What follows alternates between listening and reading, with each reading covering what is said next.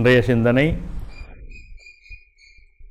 அன்பு என்பது ஒரு மனிதனுடைய வாழ்விலே எல்லோரும் கற்றுக்கொள்ள வேண்டிய ஒரு அற்புதமான சுகமான ஒரு சொல்லாடல். எங்களுடைய செயல்பாடுகளிலே அந்த அன்பு இயல்புகளை நாங்கள் எங்களுக்குள்ளே கொண்டு வர வேண்டும். கோபம், ஒரு மனிதனுக்கு இயல்பாக கோபம் வர வேண்டும். கோபம் வந்தால்தான் அவன் மனிதன். ஆனால் அந்த கோபத்திலும் ஒரு நியாயம் இருக்க வேண்டும். இந்த அன்பு அதிகமாக இருக்கின்ற பொழுது அந்த கோபம் ஒரு தனித்துவமான ஒரு வரையறைக்குள்ளே அடங்கிவிடும். அன்பியல்பு இல்லாத தன்மையிலே இருக்கின்ற கோபத்துக்கு எல்லை இல்லாத விஸ்வரூபம் இருக்கும். ஏன் நாங்கள் கோபப்படுகின்றோம், எதற்கு கோபப்படுகின்றோம் என்ற ஒரு சிந்தனையை நமக்குள்ளே நாங்கள் கொண்டு வர வேண்டும். எங்களுக்கு ஒவ்வாத காரியங்கள் அமைகின்ற பொழுது, எங்களுக்கு பிடிக்காத விடயங்கள் நடைபெறுகின்ற பொழுது எங்களை அறியாமல் அந்த கோபம் வந்துவிடுகின்றது. நாங்கள் கோபம் வருகின்ற பொழுது எங்களை நிதானப்படுத்துவதிலே தவறிவிடுகின்றோம், பதட்டப்படுகின்றோம், சொல்லாடல்களை மரியாதை குறைவாக சொல்லிவிடுகின்றோம். மற்றவர்களுடைய நிலைப்பாட்டை அறியாமல் நாங்கள் செய்வதுதான் சரி என்ற நிலையிலே நின்று மிகச் சத்தமாக கருத்துக்களை சொல்லிவிடுகின்றோம். இதனால் பலருக்கு பிரச்சனைகள், பலருக்கு மனத்தாக்கல்களை உருவாக்கி விடுகின்றோம். நாங்கள் ஒரு விடயத்திலே அதிகம் கோபப்பட்டுவிட்டு பின்பு இருந்து அமர யோசிக்கின்ற தன்மைகளை தவறவிட்டு விடுகின்றோம். இதெல்லாம் எங்களுடைய வாழ்வியலுக்கு சிக்கல்களையும் பிரச்சனைகளையும் தரக்கூடிய விடயங்கள்.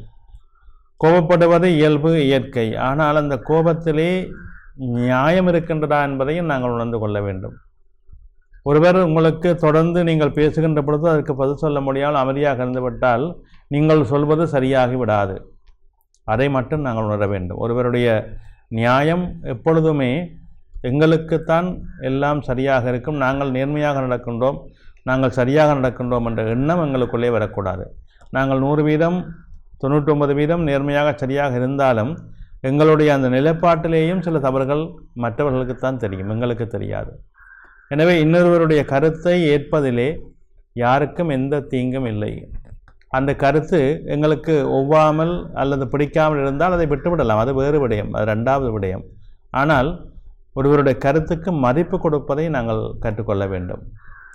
எதிர்மறை அவர்கள் ஒரு விடயத்தை புரியாமல் சொன்னாலும் சரி, புரிந்து சொன்னாலும் சரி, அவர்களுடைய மனதிலிருந்து வருகின்ற அந்த நியாயத்துக்கு நாங்கள் ஒரு முதலிடம் கொடுக்க வேண்டும்.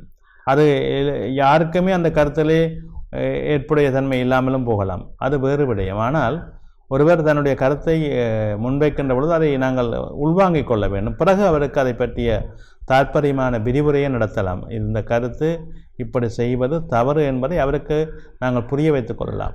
அது ஒருவரோ 2 பேரோ 3 பேரோ சேர்ந்து சொல்லுகின்ற பொழுது அவர் கொஞ்சம் புரியக்கூடியதாக இருப்பார். தனி ஒருவர் சொல்லுகின்ற பொழுது தான், சம்பந்தப்பட்டவரும் அவரும் சொல்லுகின்ற பொழுது தான் கருத்து வேறுபாடுகள் அதிகமாக இருக்கும். இது 2-3 நபர்கள் சேர்ந்து நியாயபூர்வமான கருத்துக்களை விளங்கப்படுத்துகின்ற பொழுது அவர் சாந்தப்படுத்த விட்டுவார். எனவே நாங்கள் எப்பொழுதுமே எங்களுடைய நியாயம் சரியானது என்கின்ற அந்த எண்ணப்பாங்களிலிருந்து நீங்கி மற்றவர்களுடைய கருத்துக்கு நாங்கள் முன்னுரிமை கொடுத்து அதை ஏற்று அதற்குரிய விளக்கங்களை அவர்களுக்கு சரியாக கொடுத்தோமானால் வாழ்க்கையிலே பல சிக்கல்களிலிருந்து நீங்கள் தப்பித்துக் கொள்ளலாம். நன்றி.